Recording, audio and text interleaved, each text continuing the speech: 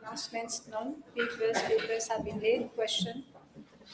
Honourable Leader of the Opposition, floor is yours. Thank you, Madam Speaker. Madam Speaker, given notice of the following private notice question addressed to the Honourable Prime Minister, Minister of Defence, Home Affairs and External Communications, Minister of Finance, Minister for Rodrigues and Outer Islands. Whether in regard to the Commission of Experts on Pension Reform, you will state whether A, the appointment process of the experts thereof underwent due diligence in adherence to establish standards of independence, transparency, and governance. B, any appointee thereof held or currently holds a direct or indirect financial, professional, or advisory stake in any financial institution, specifically pension, insurance, investment, or actuarial firm. And C, each member thereof was required to submit a declaration of interest prior to assuming office, and if so, whether consideration will be given for the tabling thereof. Thank you, Madam Speaker. Yes, Honourable Prime Minister. Yes, Madam Speaker, as I previously stated in this very assembly, the setting up of a commission of experts on pension reform was announced in the 2025-2026 budget speech to make recommendations to reform the three pillars of our pension system, including the revamping of the National Pension Fund to replace the now notorious Contribution Sociale Généralisée, CSG. Incidentally, Madam Speaker, the House will recall that the former Minister of Finance conceded that the CSG is a tax. It is also worth reminding the House how a certain Mr. Reyes Chatu was so praiseworthy and enthusiastic about this direct tax. Unbelievably, he said that the CSG will be in the best interest of workers. At its meeting held on the 26th of September 2025, Cabinet agreed to the setting up of a commission of experts and the steering committee. Cabinet also approved the terms of reference of the commission of experts, which were worked out in consultation with the IMF and the World Bank. The commission has been mandated to examine the three pillars of the pension system, namely, as I said before in this House, the basic non-contributory pensions, including the basic retirement pension system, the contributory pension schemes, and the voluntary private pensions, including personal retirement saving plans and occupational pension schemes offered by employers. Furthermore, Cabinet endorsed the composition of the Commission of Experts, which comprises professionals who are experts from the actuarial, economic, and statistical field. They have excelled in their respective fields, not only locally, but also internationally. They have been appointed for a period of 18 months, as from October 2025.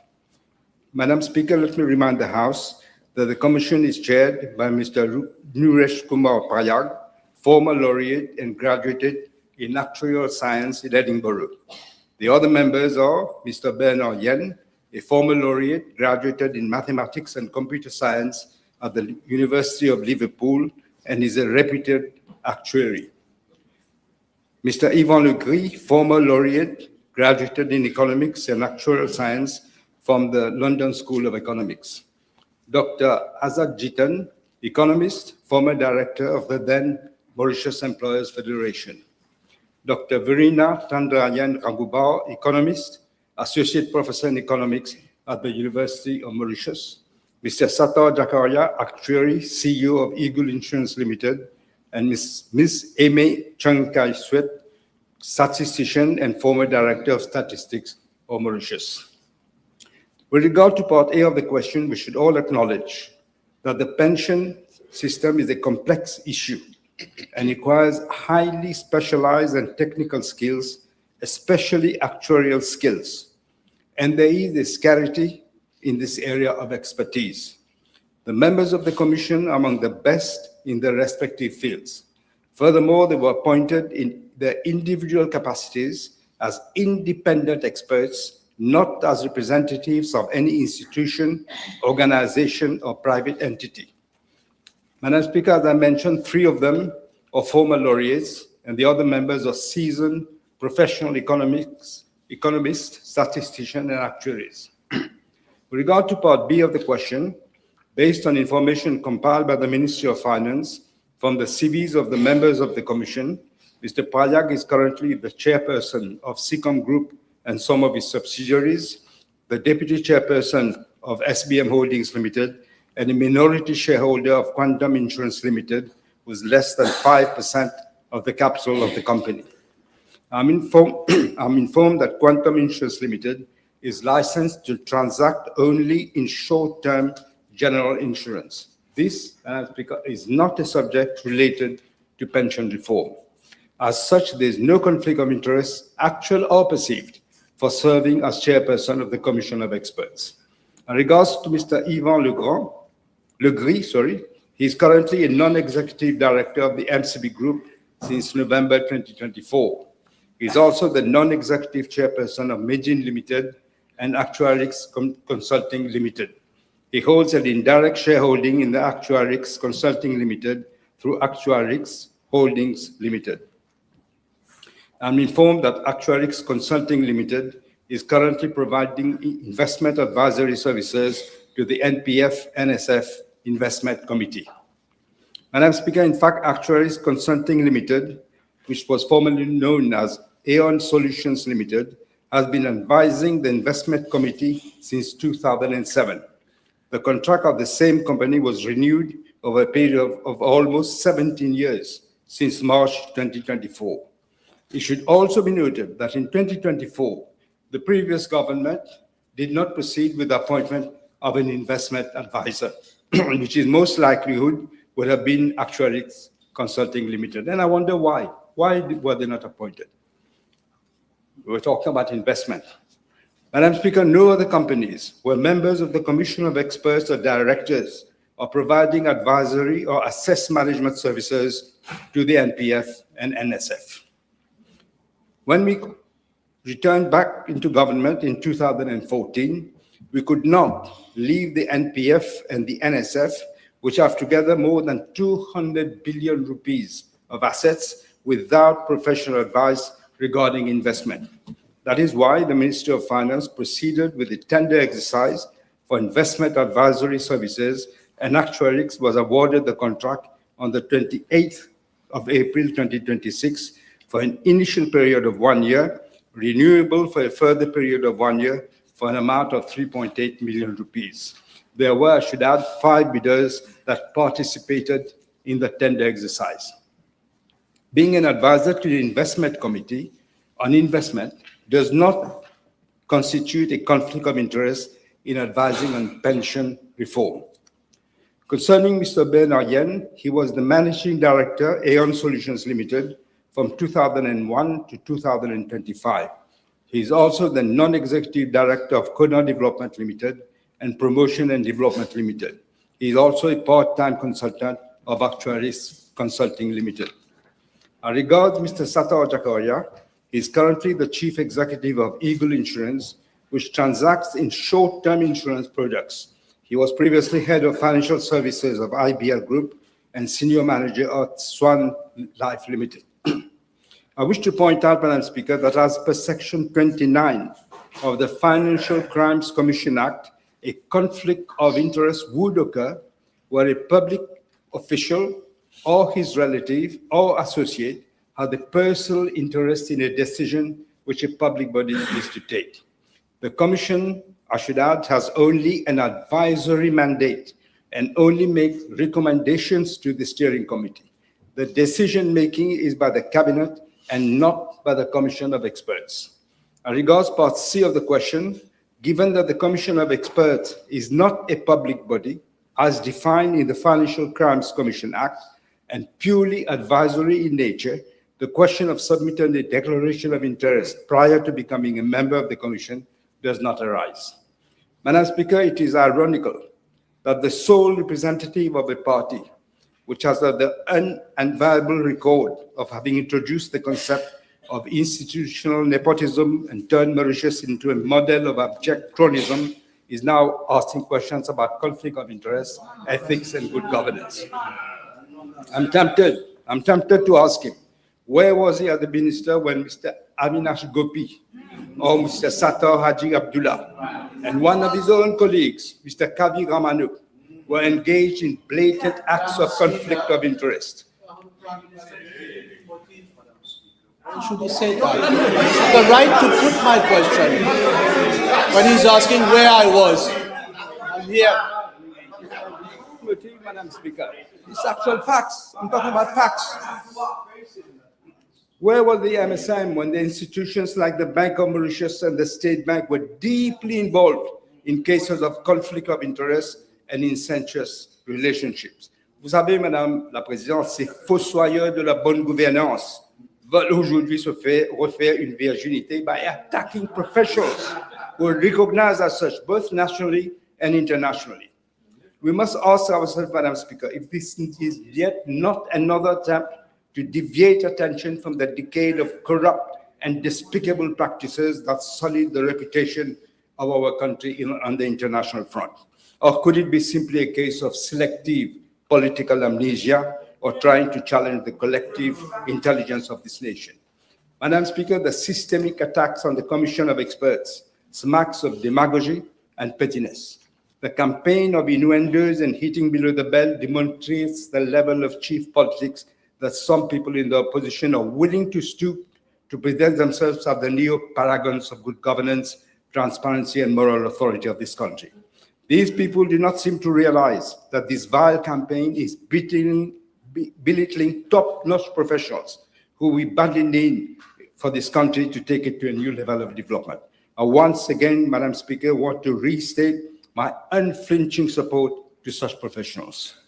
Your first question. Yeah, but first, Madam Speaker, let me make it clear. I'm not attacking anybody. I'm not attacking any committee. It is my duty to put question to the ministers of this House, Madam Carry Speaker. on with your duty. Now, since you've acknowledged that your ministry, Honorable Prime Minister, has awarded a contract to Actuarix Limited, will the Honorable Prime Minister inform the House whether Mr. YL, as member of the Commission of Experts on Pension Reform, had access to any confidential, non-public or procurement relevant information concerning the NPF or the NSF before or during the tender process? Madam Speaker, may I remind the Honourable Leader of the Opposition that the NPF-NSF Investment Committee is a very important committee. It usually retains the services of a consultant to help the investment committee to make investment decisions that protect and grow the assets of the NPF-NSF for the benefit of the members. Now, this was, I should add, that he has been Actuarix Consultant Limited, previously known as Aeon Solutions Limited, and Aeon Hewitt Limited, has been providing investment advisory services to the NPF-NSF committee for a very long period of time, from December 2007 to May 2009, from June 2009 to June 2012, from July 2013 to March 2016, from December 2016 to March 2022, and from March 2022 to March 2024. As I said, you need an investment expert for the investment. It's a huge amount of money. We have to protect the assets of the people who are putting money in this. It should be noted that it was after a tender exercise as well. There were 5 people who bid for that. But they have been there for a long time, including under your government, at the time when you were in government. Prime Minister. Can the Honorable Prime Minister inform the House whether that gentleman, Mr. YL, declared his interest and recused himself from all discussions related to NPF and NSF I just said to you that this is not a public body. The committee does not take the decision. They provide independent expert advice, and when they were taken aboard, it was also after consultation with the IMF and the World Bank. Next question. Yes, thank you, Madam Speaker. Can I ask the Honourable Prime Minister, was there any legal advice sought before Actuarics Consulting Limited was allowed to participate in the tender, or was the evaluation committee informed of his potential conflict of interest? I'm not sure what you say. What tender are you talking about? The investment. Yes. This But was a he- public tender of the Prime Minister. He has been advising on this. I just mentioned that. I'll retell you the dates. He has been advising on this investment committee for ages. I think I just put it here. For 17 years, including under your government. 17 years. But God knows for what reason. The last time, they did not put anybody there. There was nobody to advise on investment. You can guess why, Madam Speaker. We can guess why. But he wasn't. He has been there for such a long time, 17 years. Next question. Yeah, let me put the question differently. Will the Honourable Prime Minister confirm that sitting on a state-appointed technical committee dictating the future of national pension reforms while simultaneously holding stakes in and being paid by a private actuarial firm that is awarded a multi-million rupee contract by the same ministry constitutes a glaring and serious conflict of interest? Multi-million is in our imagination. I just mentioned the figure, not multi-million. He's paid his fees as a professional, not multi-million. I don't know where you got this multi-million. Where is dollars? It's not a multi-million. This is not the fact. And also, I just explained. So you appoint experts on pension reform, but you don't take an actuary, you don't take an economist, you don't take a person who knows the subject. But why not? Why not? He's giving independent advice. He doesn't take the decision. The decision is taken by me, by cabinet. Thereafter, they give the expert advice. Why can't you understand this bit? Next question, please. Yes. Madam Speaker, the Honourable Prime Minister stated that the chairperson of the Commission of Experts is also chairperson of the SICOM group. The report recommends, among others, the transfer of statutory bodies and civil service pension DC schemes to the NPF 2.0. The Statutory Bodies Pension Funds Act provides that statutory body pension funds are administered by SICOM. Can the Honourable Prime Minister confirm to the House whether the chairperson was involved in recommendations affecting schemes administered by the SICOM? What the Honorable Leader of the Opposition is saying, should not have appointed these people. Appoint Bisun Mangu, Pakas Mantura, Sata Jakoya. These are the people that we should have appointed. We appointed people who are professionals, independent advice was given. That's it. Next question. The Honourable Prime Minister stated that he's not going to table documents today. Will he therefore agree that until documents requested I'm are sorry. tabled? Last time the documents were tendered on the same issue. No, I just- today I'm saying he's Yeah, but not some tendered documents. today. He's compiling. So I do not say that, Madam Speaker. He's again. I doesn't want to. What documents are you talking about? Don't talk in a Tell me sitting, what documents?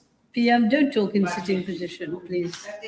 Madam Speaker, I refer to part C of my question. Prime Minister has already answered, Leader of the Opposition. The Prime Minister has already answered part C. I never said I'm compiling any document. The document that had to be given you last time is already with you.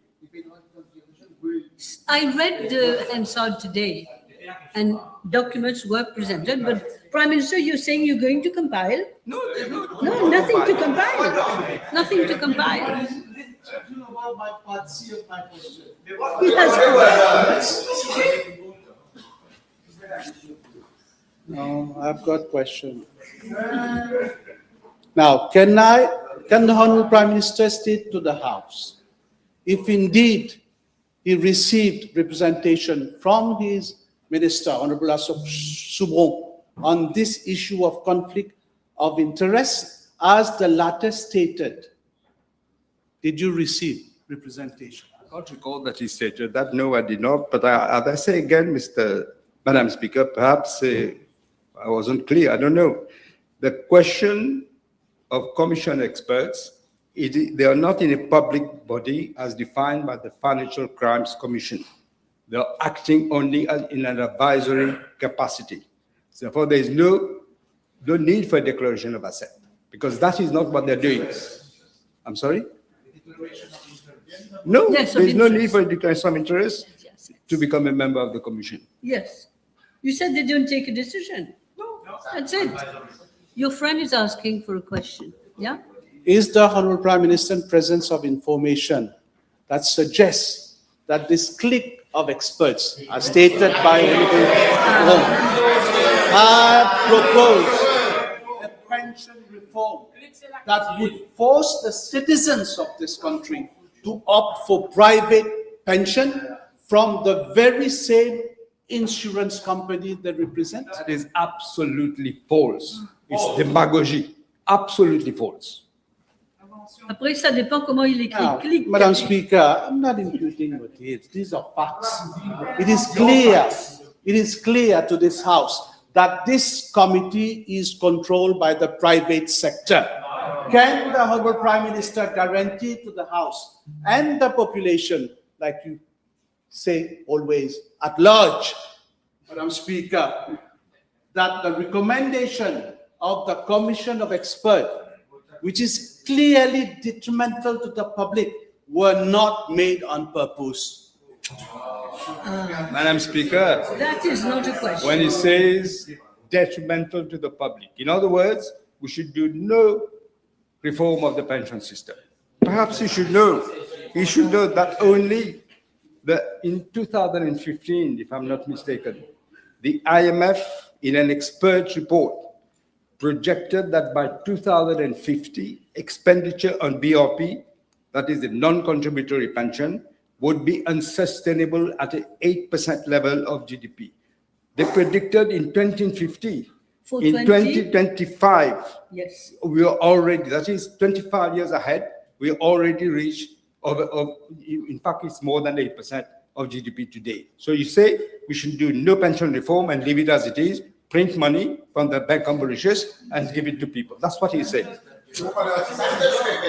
Got two last questions, Madam Speaker, but bear with me with this question. First, government has removed pension by the introduction of the means test.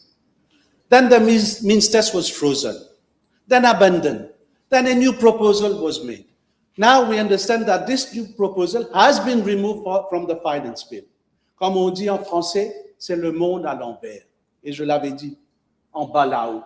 Honorable Prime Minister, does this not amount to a total waste of time and also waste of public funds? No, it does not. In fact, it's not true what you're saying, that another thing has been removed. What we have done, Madam Speaker, we have listened to people, especially people who do strenuous jobs like maçon and all those things. They were worried that they would not get the pension at 60. We have now given them, we have improved. We have given them the option of taking the pension at the age of 60.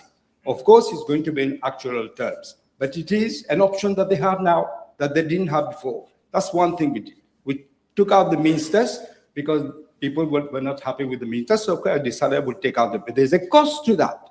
There is a cost to that. I said that the last time. That is the only two changes we made. What else we have made? Yes, question from Honorable Duval. Thank you, Madam Speaker. May I ask the Honourable Prime Minister, with regards to the statement made by his Minister of Social Security?